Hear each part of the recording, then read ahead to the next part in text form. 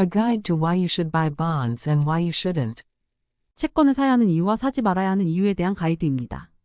채권은 60대40 포트폴리오에서 매력적으로 여겨졌던 안전자산의 속성을 되찾았지만 다른 요소들이 더 중요해졌습니다.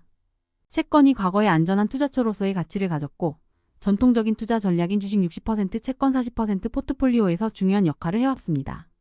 하지만 최근에는 채권의 그러한 안전자산 특성만으로 투자를 결정하기보다 더 중요한 다른 경제적 요인들을 고려해야 한다는 점을 강조하고 있습니다. 채권을 고려할 때 안전성뿐만 아니라 금리, 물가 상승률, 경제 성장 등의 다양한 요인들도 중요한 역할을 한다는 뜻입니다. 주식 투자자들이 최근 몇 달 동안 어려운 시간을 겪었지만 60대40 포트폴리오 미국 주식 60%, 10년 만기 국채 40%에 투자한 사람들은 상대적으로 나은 성과를 보였습니다. 예를 들어 S&P 500 지수가 7월 말에서 8월 5일 사이에 5.1% 하락한 반면 60대40 포트폴리오는 2.6% 하락했습니다. 또 최근 주식시장이 4.2% 하락했을 때도 60대40 포트폴리오는 1.9%만 손실을 기록했습니다. 이는 채권, 특히 국채가 다시 전통적인 해지 위험 분산 기능을 회복했음을 의미합니다. 이는 투자자들이 채권을 보유함으로써 주식의 변동성에서 어느 정도 보호받을 수 있음을 보여줍니다. 벵가드의 금리 부문 글로벌 수석 로저 할람은 채권이 마침내 전통적인 해지 기능을 회복했다고 언급하며 이 점을 강조했습니다. 장기적으로 채권을 보유해야 하는 가장 강력한 이유는 단순히 수익성, 즉 채권이 발생시키는 이자, 소득 때문이라고 말합니다. 이는 채권을 통해 얻는 안정적인 소득이 장기적인 투자에서 중요한 요소로 작용한다는 점을 의미합니다. 즉, 채권의 변동성 완화 기능뿐만 아니라 안정적인 수입을 제공한다는 점이 장기 투자의 중요한 이유로 설명되고 있습니다. 벵가드는 오랫동안 주식과 채권을 혼합한 투자의 장점을 주장해 왔습니다. 이러한 전략은 1950년대 경제학자 해리 마코이츠가 수학적으로 입증한 분산 투자가 위험 대비 수익률을 향상시킨다는 이론에 기반을 둡니다. 60대40 포트폴리오는 1872년부터 2023년까지 총 수익이 마이너스인 해가 23%에 불과했습니다. 반면 S&P 500 지수는 27%의 해에서 마이너스 수익을 기록했습니다. 또한 60대40 포트폴리오는 장기적인 손실 기간도 단축시키는 효과가 있었습니다. 이는 예일대학교 교수 로버트 슐러의 데이터 분석에 기반한 계산입니다. 현대 투자자들은 정부가 발행한 채권이 효과적인 분산 투자 자산임을 직관적으로 이해해야 합니다. 채권은 시장이 경제에 대해 걱정하고 중앙은행이 금리를 인하할 것으로 예상할 때 가치인 채권 가격이 상승합니다. 경제를 걱정하는 상황은 주식시장에는 부정적 영향을 미치지만 채권에는 긍정적으로 작용합니다. 그러나 1970년대 이전에는 주식과 채권의 상관관계가 주기적으로 플러스에서 마이너스로 바뀌기도 했습니다. 1970년대부터 1990년대 후반까지는 주식과 채권이 함께 하락하는 상관관계를 보였습니다. 이는 당시 높은 인플레이션으로 인해 중앙은행이 경제를 부양하기 어려웠기 때문입니다. 2021년 이후의 인플레이션 상황은 많은 월스트리트 전문가들이 60대40 포트폴리오의 종말을 예상하게 만들었습니다. 그러나 지금 인플레이션이 다시 통제되면서 많은 투자자들은 2010년대의 저인플레이션 시대로의 복귀를 기대하고 있습니다. 2010년대 채권은 변동성 완화에 매우 효과적이었고 이는 60대40 포트폴리오의 전성기였습니다. 이 시기의 60대40 포트폴리오는 S&P 500과 비교했을 때 위험 조정 수익률이 가장 높았습니다. 은퇴를 앞둔 사람들이 60대40 포트폴리오나 유사한 자산 배분 전략을 사용하는 경우 위험 조정 수익률만으로는 충분한 생활비를 마련하기 어려울 수 있습니다. 이는 포트폴리오가 안정성을 제공할 수는 있지만 실제 생활에 필요한 수익을 창출하는 데는 한계가 있습니다.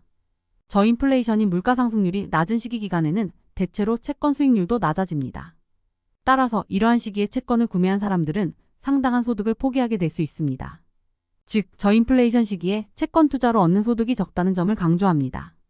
예를 들어 2009년 이후 5년 동안 60대40 포트폴리오에 $1000를 투자한 사람은 평균적으로 $1439를 벌었습니다.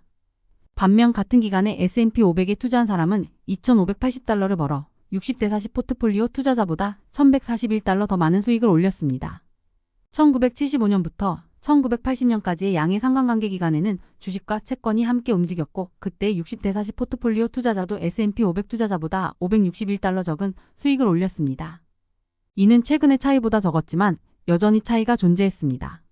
물론 2008년 이후의 주식 투자자들은 절대적인 수익 면에서 여전히 좋은 성과를 냈습니다. 당시 주식시장의 성과가 매우 뛰어났기 때문에 60대40 포트폴리오의 성과도 100% 주식에 투자한 포트폴리오와 거의 비슷한 수준으로 수익을 냈습니다.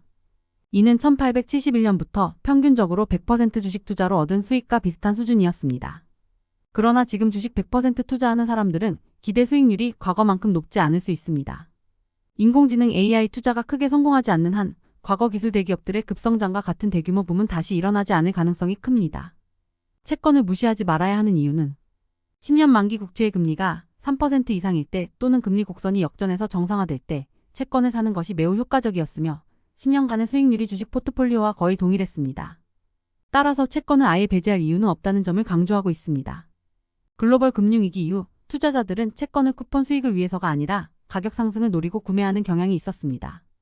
특히 시장의 변동성이 커지거나 연방준비은행이 통화 완화 정책을 시행할 때 채권 가격이 오르기 때문이었습니다. 그러나 이러한 방식은 단기적인 이익을 얻는 데 그칠 가능성이 높습니다. 9월 18일에 연방준비은행이 금리를 인하할 가능성이 있으며 이는 높은 예금 금리와 머니마켓 금리의 종식을 의미할 수 있습니다. 이와 같은 상황에서 중요한 것은 현재 채권이 높은 수익률을 제공하고 있다는 점입니다.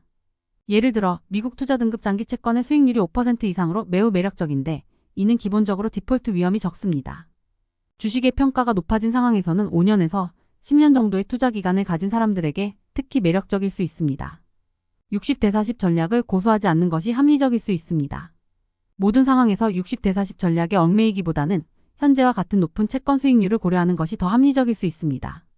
포트폴리오의 단기 변동성을 줄이려는 것보다 더 큰 자산을 쌓는 것이 중요하다는 결론입니다. 2010년 이후 S&P 500 지수와 미국 10년 만기 국채채권 수익률을 비교해 봅니다. 2010년 이후 S&P 500 지수는 주식시장의 큰 상승세 덕분에 연평균 약 10에서 15% 정도의 수익률을 보였습니다. 반면 미국 10년 만기 국채의 수익률은 일반적으로 낮은 수준이었으며 연평균 2% 내외였습니다. 하지만 최근 2024년 현재 인플레이션 우려로 인해 금리가 상승하면서 국채 수익률은 3에서 4% 수준으로 상승했습니다.